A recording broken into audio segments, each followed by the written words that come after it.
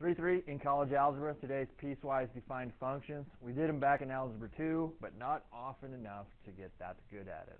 What I want to do is show you how to do them by hand and how to show you how to do them in your graphing calculator also. So when they give you pieces, right, they say f of x equals x or 2, but they restrict the domain. When you take your test next Tuesday, I want you to do this. Pick a highlighter, any highlighter you want, and highlight the first guy. A color, I could care less. Then we'll go back to pencil, and we'll make a little table of values for this. If f of x equals x, that's basically saying the same thing, that it's like y equals x. But they have restricted the domain. They say the only x's you're allowed to use is they got to be greater than or equal to 2. 2 is called the critical point, so that will be the first x value I pick in my chart. And since there's an equal to bar, like when I graph this ordered pair, it will be like a closed dot situation. So I literally put a closed dot next to that. So when I plot that point, it'll be like a closed dot. They're asking you to choose x values greater than or equal to 2. So if I pick 2, which is my critical point, the next x value I pick should probably be greater than that, which would be 3, and then 4, and then 5, and then that's enough. And what I do is I just go back to old school graphing a line and substitute this in. If x is 2, and this equation is y equals x, wouldn't y turn out to be 2? If x is 3, y would be 3, and etc., etc. I'm going to graph this on my, oh, I guess since you have not colored, take that same colored highlighter and highlight this little guy right here so you know who he is on the graph. This is what we're going to graph, but we're only going to use these ordered pairs. The first one I have is 2, 2, and I'm putting a closed dot there because 2 counts in the domain. There was an equal to bar. Then I plot 3, 3, 4, 4, and 5, 5. Then I'll take my straight edge, and I will connect those together, starting from the critical point, which was 2, 2, and just go through those dots in green. They're all closed. Every dot is closed. Has nothing to do with solid lines or dashed lines or anything like that. Okay, it's all about just graph this line, but we start from where 2 was, and does 2 count in this domain? Yes or no? Yes. So that's why this is a closed dot. Every dot after your critical point will always be closed. Cool? And then highlight that whatever color it was. Makes that so much easier for me to grade. Then you have a second color highlighter, new function, new baby table. This is like y equals, and then whatever is here is what y equals 2. Y equals 2. These are so simple that they're hard. You need to pick the x values that you are choosing. It's all about this restricted domain. The first critical point is a 2, but it doesn't count in the domain because there's no equal to bar. So I put like I just circle it saying that's like an open dot. Is how I'm going to graph it. 2 doesn't count in this domain. And then the x values you have to pick have to be less than 2. So I choose 1, 0, and that's probably enough. 3 of them is usually enough.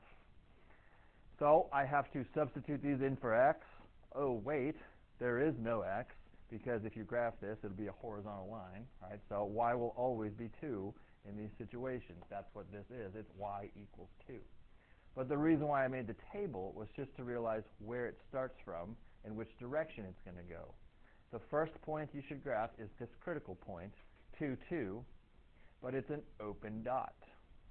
And that's kind of weird because it's right on top of that other dot, which was closed. So it's like an open dot in quote-unquote red. And then you plot 1, 2, and 0, 2, and you see which way those things are going. You would take your straight edge, and you would connect going this way. Start from the critical point, and then connect.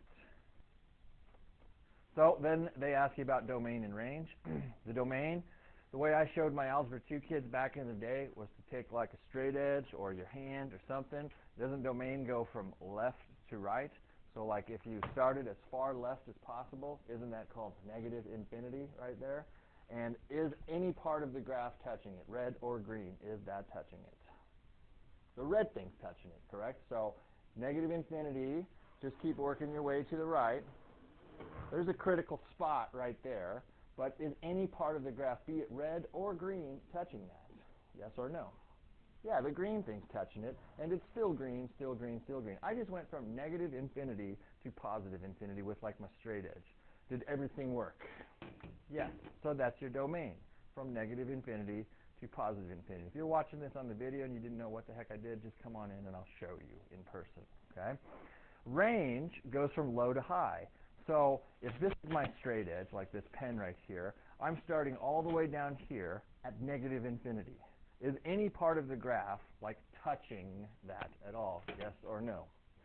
I work all the way up, and it doesn't happen until right there where my straight edge starts touching the graph. That would be right here is where it starts touching it. What is the y value of that place? At 2. Does it count or does it not count? Isn't that all filled in at 2? So the range, the lowest we went was from 2, which is included. And then if you keep working your way up, wouldn't that straight edge still be touching the green thing, still be touching the green thing, so it goes from 2 to infinity. Cool? That's one example. Now when they ask you on MyMathLab to like say, what would this look like? It would kind of be a pain in the rump to like get out a piece of paper and graph this and just to see what it looks like. You can do piecewise functions in your calculator. So do you see at the bottom right-hand corner of where it says graphing calculator commands? It's just a little place for you to take notes of how to type this in your calculator. Here's what I'd like you to write down there for piecewise, because we'll also do a step function. Piecewise. These are the buttons that you should punch. Second, and then the button itself is the math button. But if you hit second math, it's really like, it's called test. Right? It's like, that's what it's called. Like if you look on your calculator, let me get this out of the way. Right above math, like you see the second function, is called test right there. So you're hitting second test, if you will. Cool? So what we do is we go to our calculator. Let me get back to where my function was. We go to our calculator, and all we have to do is like literally type this in. One of them will be y1, and the other one will be y2, but it's very carefully have to be typed in. You have to put everything in parentheses the right way. So isn't the function itself just x, right? So what I will do is I will put that in parentheses. I will say I want the first guy to be y equals x, but the domain is restricted, right, for all the x's that are greater than or equal to 2. So put yourself another parenthesis to start a whole new bracket and say x has to be greater than or equal to. Well, where in the world am I getting that greater than or equal to button? That's under the test menu. So if you hit second math, it'll take you to test. You see all the cool inequality symbols that are right in there. So if you scroll down to the greater than or equal to and hit enter, it puts it right there for us where we wanted it. Don't we want that to be greater than or equal to 2? The magic thing is they have to have those in parentheses. The first one is whatever this function was. The second one was the restricted domain. Is everybody okay before I move on? Now let's graph the second guy. Again, whatever the function is has to be in parentheses. It's just plain old 2. And then the restricted domain started out in parentheses again to say x has to be less than. That less than symbol is under test. And you hit, that's choice 5, right? Put a 2 and close that parenthesis up. And if you hit zoom 6 to graph it on the standard window, it should look exactly like what we just had. Cool? So you can see that. And then even if you went to your table of values, you can see that there's nothing but zeros in there where stuff doesn't work. You know, like the first one, if you look at your table of value, wasn't the first thing that we started with at 2, 2, 3, 3, 4, 4, etc. You can see that stuff right in there. Okay, so to type this in, the first guy is 2x plus 4. Close it up, and then you restrict your domain. It says x has to be greater than. Go under that test menu again to find greater than, which is choice 3. 1, close it up. And 2x squared, got to be in parentheses, plus 2, close it up, restrict the domain, x has to be second test less than or equal to, which is choice 6, 1, close it up, graph on the Zoom 6, and you see that, and you see that, right? So you have an idea of what it should look like. What you don't see, though, is open dots and closed dots and little things like that. So that's why either understanding how this works or making a table and graphing it by hand is good.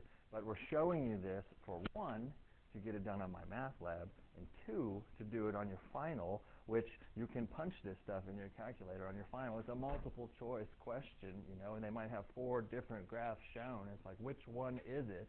If you know how to punch it in your calculator, that is good. It is nice to see what it should kind of look like before we actually have to graph it. So let's graph it, because I am going to give you a pencil and paper test, and this is how I want you to do it on the pencil and paper test also. Grab a highlighter and go booyah, pick a color, any color. This guy, y equals 2x plus 4, and I hope you realize that that should be linear, right? 2x plus 4 looks like a line. What is the first number I should put in my x column? Whatever this critical point is right here, 1. Does it count or does it not count? No equal to bar, so it means when you graph it, that's where there will be an open dot. And then pick numbers that are, that's the big part that people screwed up back in Algebra 2. They just go 2, 3, 4 every time. You have to make sure that those numbers that you pick actually satisfy this. They have to be greater than 1. So 2 is, 3 is, and that's enough. Substitute them in. That'd be, if you put 1 in for x, you'd get 2 plus 4 more, isn't that 6? Right? And then 4 plus 4 is 8, and 3 plus, 6 plus 4 is 10. Here's a quick way you could check to see if you got those right. This is linear. What's the slope? What's the slope? What's the slope? 2. What did these go up by? 2, right? That's a good way to see that you did it right. To plot that in red, 1, 6 is the first thing I plot, and it's an open dot because 1 doesn't count in that domain. Then 2, 8, and 3, 4, and that's enough. When you connect, always connect from the critical point, the first one you made, through the other dots. Through the other dots. And those other dots will always be closed. And then highlight it that color, which mine is already red. Then pick the other guy, and oh no, he's a parabola, right? That's y equals 2x squared plus 2. So number 1, we have the benefit of already having this in our calculator to see what he should look like. The first critical point is 1, and he counts this time, so I just put like a little closed dot next to him. Realize I'm going to close that in. And what are the next x values I should pick? Less than 1. So 0, -1, -2, maybe even another one. When you're making a parabola, the more points, the better. Cool? So substituting in, if you put 1 in, you get 1 there. Take it times 2, and you get 2, plus 2 more, don't you get 4? Please fill out the rest of those in this table. Just substitute the x value in. I'll give you a 2. Remember, when you take a negative number and square it, it becomes positive. So wouldn't you get 4 again? And then if you put 4, 8, and 10, right? And then I know putting 3 in is going to be a little off the grid. That would give you 9, 18, 20. Is that right? 9, 18, 20. Yeah, that one wouldn't even get graphed because it would go off my grid. But here's some things. Let's say you didn't have it in your calculator already. Can you tell that there's symmetry around that point right there? Like looking for the vertex of this parabola, this 0, 2. It's like, oh, that's a 4 and that's a 4, right? So I'm going to plot 1, 4, and that's a closed dot. That's green is what I want to do it in. That's a closed dot. 0, 2, -1, 4, and -2, 10. And don't be tempted to go the other way. You can't pick other x values like 2, 3, and 4. They don't work in the domain. So you connect those together.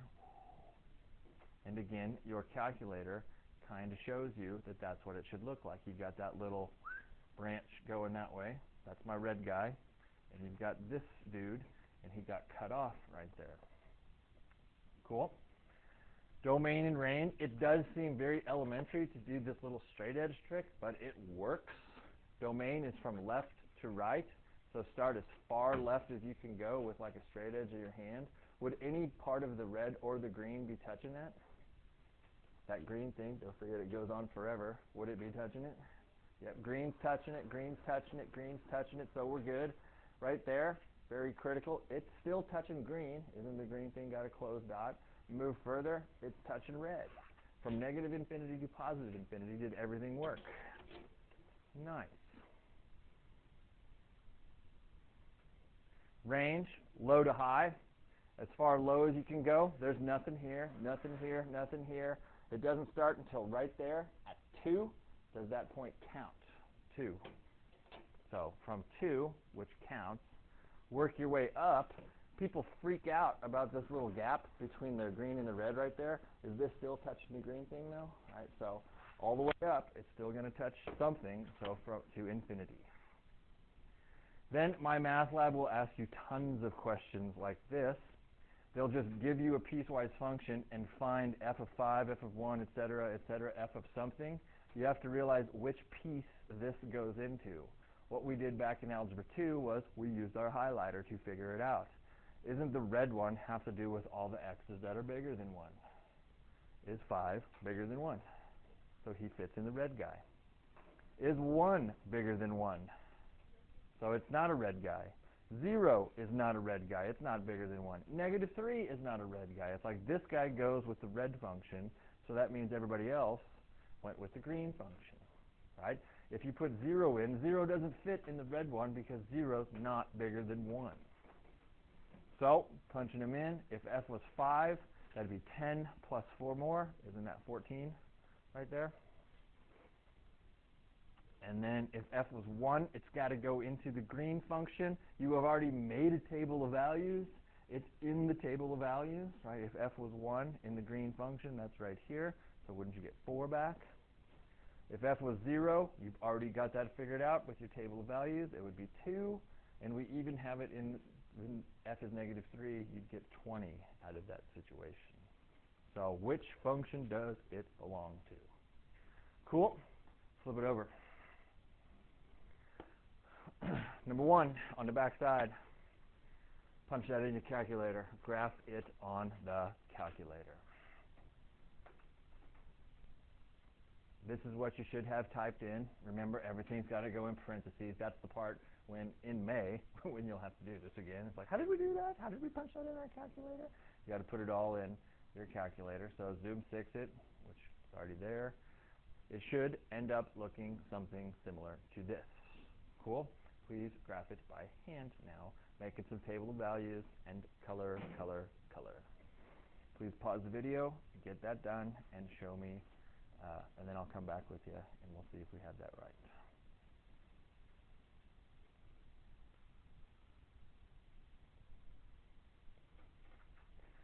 Hopefully, after you graph them, this is what they look like. For those of you who are confused what my straight edge test is out there in video land, all you have to do is just take like your straight edge, and if you're looking for domain, just start as far left as you can with it, which is negative infinity, and start working to the right. Like, will this green thing touch the straight edge? Yes, because it actually goes on forever. Work this way. There's a critical spot right here, but isn't it still touching part of the graph, right? Keep working this way. Isn't it still touching part of the graph? It's just got to touch something. So the domain was from negative infinity to positive infinity. Everything worked. Then for the range, since you want to go low to high, you turn your straight edge this way, and you start from low to high. It's touching part of the graph, right? It's touching both of them, actually. Work your way up, and it's still touching the green one, and it's still touching the red one, and it stops touching stuff at 2. So where did it start from, my friends? Where did it start from? Negative infinity. And we went all the way up to 2. Don't forget, you're using the y value, not the x value. And 2 is not included because it's an open dot there. So, cool. Next guy. Boom.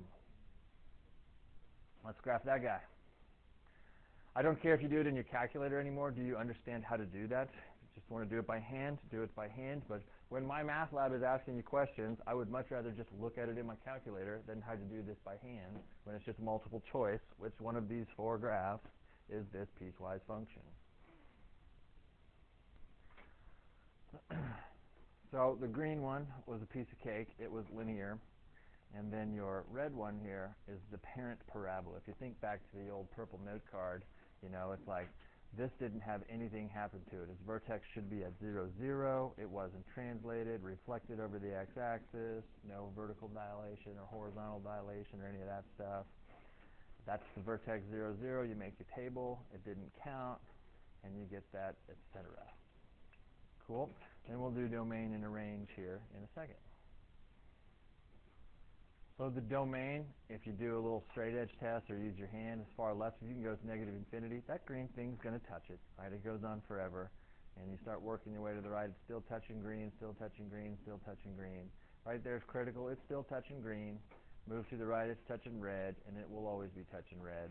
So the domain goes from negative infinity to positive infinity. Every x value worked. When it comes to the range, though, that's where an old friend shows up. You start as low as possible at negative infinity. He works, right? The green thing's touching it. And it'll work all the way up to negative 3.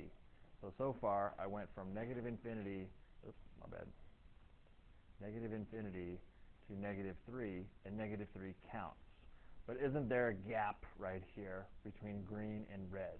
So to bridge the gap, that's where you bring Mr. Union in right here. You have to unite that with, it starts over again at 0, which doesn't count, and goes all the way up to infinity.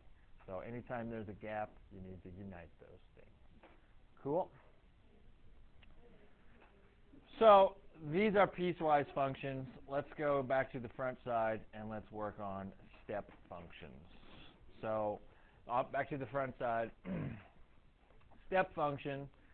There's many kinds of step functions. One of them is called the greatest integer function, which we kind of just call it round down. You know, you may have seen it written like this also, or it's got this double bracket around it. It just means round it down to the nearest integer. Integers, again, are 0, 1, 2, 3, 4, 5, negative 1, negative 2, negative 3. So if you got f of x equals round down of x, and you put 0.2 in there, what does 0.2 round down to the nearest integer? 0. 3.8, what does it round down to? Rounded down to 3, right? And a lot of people want to go 4 because you're used to like rounding it to the nearest whole number. You're just rounding it down. And then you get your negative numbers. If this is negative 2 and this is negative 3, here's negative 2.6. Round it down to the nearest integer. What does it round down to? Negative 3. And then people are like, 5. What does 5 round down to? It's like, should you take it down to 4? No. 5 is an integer. Isn't that the nearest integer to it? So it's just plain old 5. Cool? To graph that, it'll look like a step function. Why don't you make this table of values off to the right for a second, and then we'll just talk about what it means. So here's what they're asking us to do. Please graph f of x equals round down of x for this restricted domain. That's why our table looks like this. They're saying from negative 3 to positive 3 included. Like this is the x values you're allowed to choose. The reason why I wrote it like this is because like you can let x be anything in that zone from negative 3 to positive 3.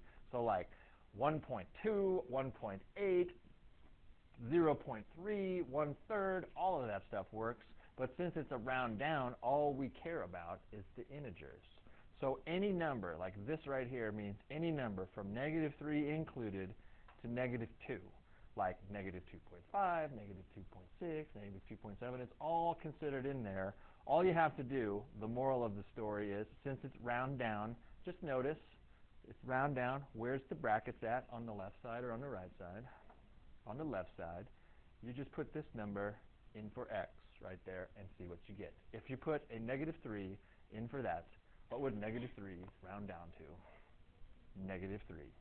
And even if you put negative 2.5 in there, it would round down to negative 3. If you put negative 2.6 in there, it would round down to negative 3. Every single number in this range of x's would round down to negative 3. So to graph this little piece right here, it's kind of like you do a 2-for-1 special. You've got two boundaries to this little step. The left boundary, plot negative 3, negative 3. Well, we better put some scales on here, and this will work out best for you. Skip every other one on your x-axis scale. Just do 1, 2, 3, and negative 1, negative 2, negative 3. And then on the y-axis scale, you want to list every single one as count for 1. So 1, 2, 3, 4, 5, 6. And you'd see that if you would have filled out your table first, but I don't want to fill out the table first. I want to explain how to graph this before we fill out our table. So just trust me that this is the best window we could possibly have for this guy. Again, to graph this piece right here, we plot 2 points. We plot negative 3, negative 3 as a dot, so negative 3, negative 3, and that's a closed dot. Why is it closed? Because doesn't the x value of negative 3 count in that situation? Then plot this ordered pair, 2, negative 3, but it's going to be, negative 2, negative 3, but it's going to be an open dot. And then connect those little pieces together. And maybe this will refresh your memory when we did in Algebra 2, but every x value between negative 2 and negative 3, doesn't it give you a y value of negative 3 back, right? So if x was negative 2.1, negative 2.2, everything in that little zone gives you a y value of negative 3. Then we do that again here. All you have to do is substitute this number in for x right there, and it'll tell you what to do. Always do the left bound because it's the smaller of the numbers, round down. Put negative 2 in, what would that round down to? Negative 2. So you double plot. You plot the negative 2, negative 2 as a closed dot because it's the one with the bracket. Then you plot negative 1, negative 2 as an open dot, and you connect them together and make that step right there. And then you just keep filling out this table. If you put negative 1 in for x, you'd get a negative 1. Then you make that step. If you put 0 in for x, you'd get 0 back because that's what 0 rounds down to. Closed dot, open dot.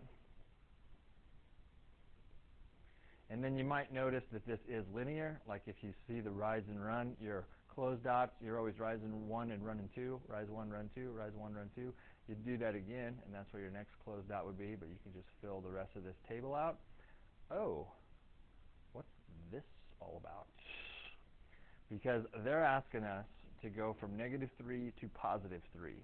This step right here goes from 2 all the way up to 3, not included. Don't you still need somewhere to include 3, right? Because 3 was not included in this step. So if this was 3, you'd get a 3 back on that guy right there.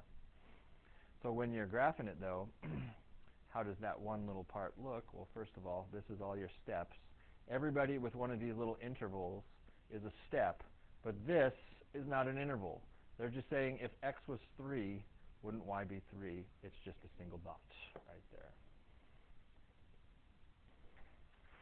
Let's do number 4 right here. Again, they ask us to only graph this step function, which is a round down for the domain from negative 3 to 3 included. So making that table, again, is what I'll do.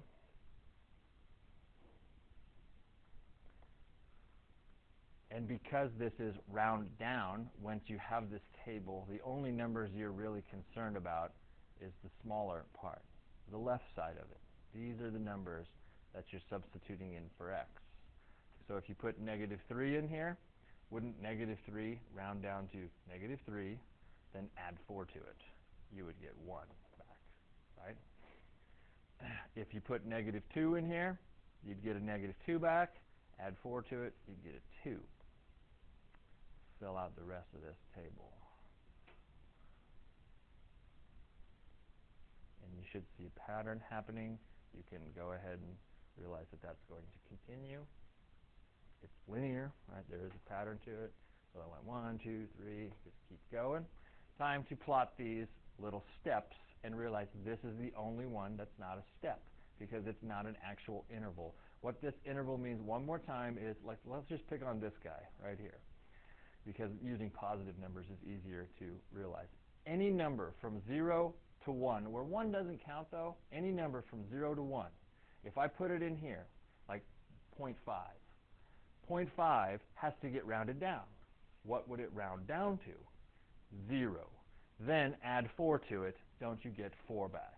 If you put 0.75, which is a number between 0 and 1, it would round down to 0, and you add 4 to it, you'd get 4 back.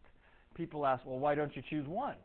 Well, if I put 1 in there, what does 1 round down to? To 1. You don't get that 0 back anymore. So any number between 0, which counts, and 1 always rounds down to 0, right? Then you add 4 to it, and you get your 4 back. So same scale I like to go by. Every other one on these bad boys, and then by ones on the other one, because you can see you want to get up to 7, right, on your y values. Your x values, you know you're only going from -3 to 3 because that's what the domain is. The y values, you look in your table and you see, oh, I got to get up to 7. Okay, so I want to go by ones.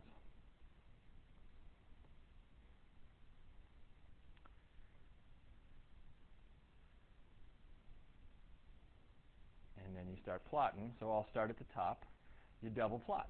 If this is -3, you plot -3, 1 as a closed dot, so -3 with a pen, not a highlighter. -3, 1 as a closed dot.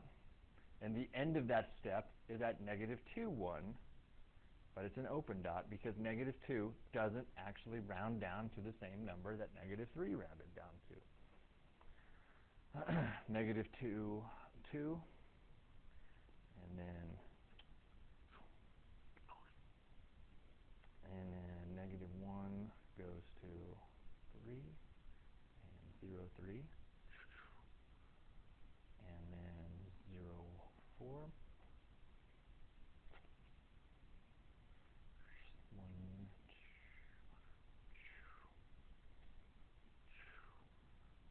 and then the weirdest one is that last one. You still have to let 3 count because he's in the domain, but you can't use 3.1, you can't use 3.2, you can't use those other little decimals because he's not in the domain.